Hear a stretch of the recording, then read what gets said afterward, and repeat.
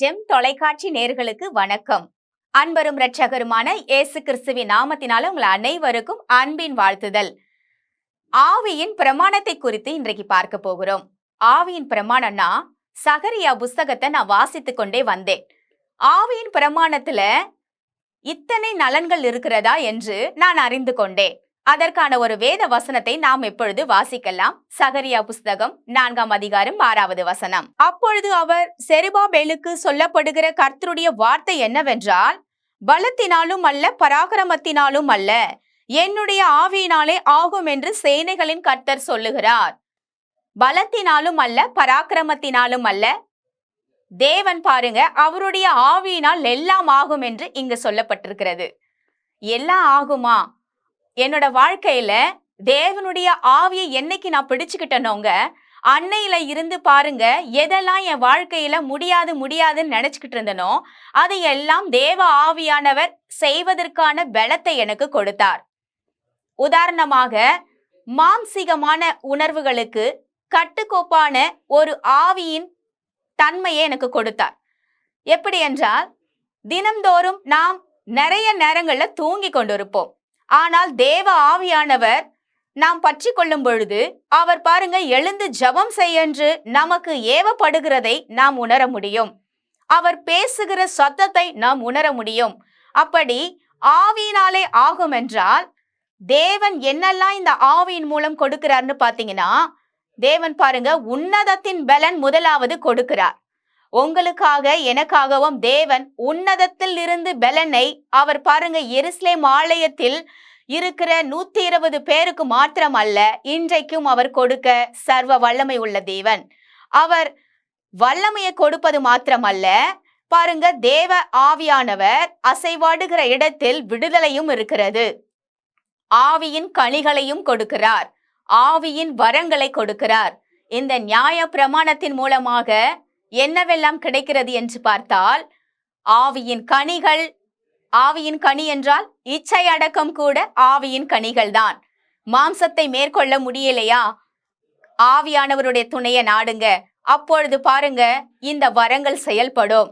ஆவியானவர் என்றைக்கு நமக்குள் வருகிறாரோ இந்த பிரமாணத்தை செயல்படுத்துவதற்காக தான் இயேசு பரம்பெறும் பொழுது சொல்லுகிறார், என்னை போல ஒரு தேற்றளவாளன் நான் உங்களுக்கு அனுப்புகிறேன், உங்களை திக்கற்றவர்களாக விடேன் என்று தேவன் சொல்லுகிறதை அங்கு பார்க்கிறோம். இயேசு எதற்காக நம்மளை அனாதையாக விட்டுவிடவில்லை என்றால், பரிசுத்த ஆவியானவரை நமக்கு அனுப்புகிறேன் என்று ஒரு வாக்கை கொடுக்கிறார். இன்றைக்கும் பரிசுத்த ஆவியானவர் வரும் பொழுது பாருங்க உன்னதமான ஒரு பலன் கிடைக்கிறது. இந்த நாட்களில கூட நாம் அநேக காரியங்களை செய்வதற்கு பலன் போதுமானதாக இல்லை. இந்த உலக பிரகாரமான பலன் நமக்கு குறைவாகவே இருக்கிறது.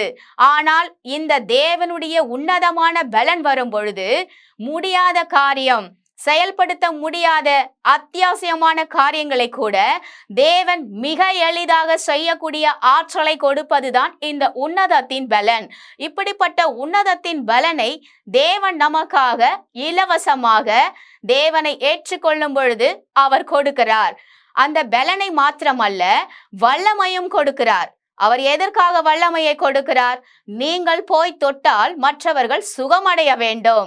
நீங்கள் பேசுகிற வார்த்தை மற்றவர்களை ஆற்றுகிறதாகவும் அவர்களை குணப்படுத்துகிறதாகவும் இருக்க வேண்டும் என்பதற்காகவே வல்லமையும் கொடுக்கிறார்.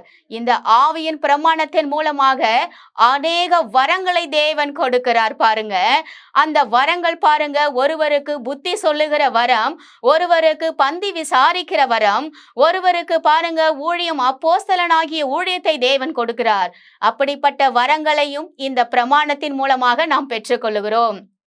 ஆவியின் கனிகள், இச்சையடக்கம். இதற்கு முன்பதாக நாம் எதையெல்லாம் செய்யக்கூடாது என்று நினைப்போம், ஆனால் செய்து கொண்டே இருப்போம். தூங்கக்கூடாது, அதிகாலையில் எழுந்து ஜெபிக்கலாம் என்று நினைப்போம் ஒவ்வொரு நாளும். ஆனாலும் தூக்கம் என்ன செய்கிறது, இன்னும் கொஞ்சம் நேரம் தூங்கலாம் என்று மாம்சீக காரியத்திற்கு நாம் இடம் கொடுப்போம். ஆனால் இந்த ஆவியின் பிரமாணத்தின் மூலமாக அந்த மாம்சீக இச்சைகளை நாம் மேற்கொள்ள முடியும். அந்த மாம்சீகத்தை மேற்கொள்ள ஆவியானவருடைய உதவியை நாம் நாட வேண்டும். அப்பொழுது தேவன், நீ எழுந்து ஜெபம் பண்ணு மகளே என்று அவர் கூறுவதை உங்கள் உணர்வில், உங்கள் இருதயத்தில் நீங்கள் பேசுகிற சத்தத்தை உணர முடியும். இத்தனை நாட்கள் நான் எதையெல்லாம் செய்யக்கூடாது என்று நினைத்தேனோ அதையெல்லாம் செய்து கொண்டிருந்தேன் என்று பவுல் சொல்லுகிறார்.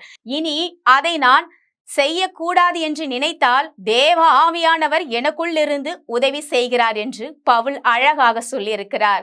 இந்த நாட்களில கூட இந்த ஆவியின் பிரமாணத்தை பெற்றுக்கொண்ட நாம எப்படி நடக்கணும்னு சொல்லி நாம ஜெபிக்கலாமா?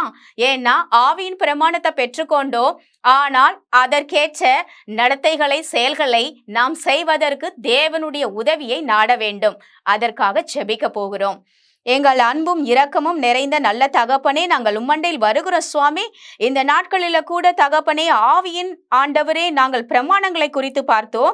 அந்த பிரமாணத்தில் எங்களுக்காக ஆண்டவரே ஆவியின் வரங்களை கொடுக்கிறீர், கனிகளை கொடுக்கிறீர், வல்லமையை கொடுக்கிறீர், உன்னதத்தின் பலனை கொடுக்கிறீர் தகப்பனே. இந்த 4 காரியங்களும் எங்கள் வாழ்க்கையில் செயல்படுவதற்கு ஆவியானவர் கர்த்தராகிய இயேசு எங்களுக்கு உதவி செய்யும்படியாக நாங்கள் ஒப்பு கொடுக்கிறோம் சுவாமி. உம்மிடத்துல நாங்கள் எங்கள் வாழ்க்கையை ஒப்பு கொடுக்கும் போது என் தேவ ஆவியானவர் எங்களுக்கு ஒரு பெரிய விடுதலையை கொடுத்து இந்த பிரமாணத்தை, நியாய பிரமாணத்தை நிறைவேற்ற என் தேவன் தாமே உதவி செய்ததற்காக நன்றி சொல்லுகிற சுவாமி. இந்த நாட்கள்ல ஆண்டவரே, ஒவ்வொரு ஜனங்கள் மீது ஆண்டவரே இந்த ஆவின் பிரமாணத்தை அவர்கள் சிரசின் மேல் ஊற்றும்படியாக நாங்கள் ஜெபிக்கிறோம். இயேசு கிறிஸ்துவின் நாமத்தினால் நாங்கள் வேண்டிக் கொள்ளுகிறோம். ஜீவனுள்ள நல்ல பிதாவே, ஆமென். கர்த்தர் நம் அனைவரையும் ஆசீர்வதிப்பாராக. God bless you.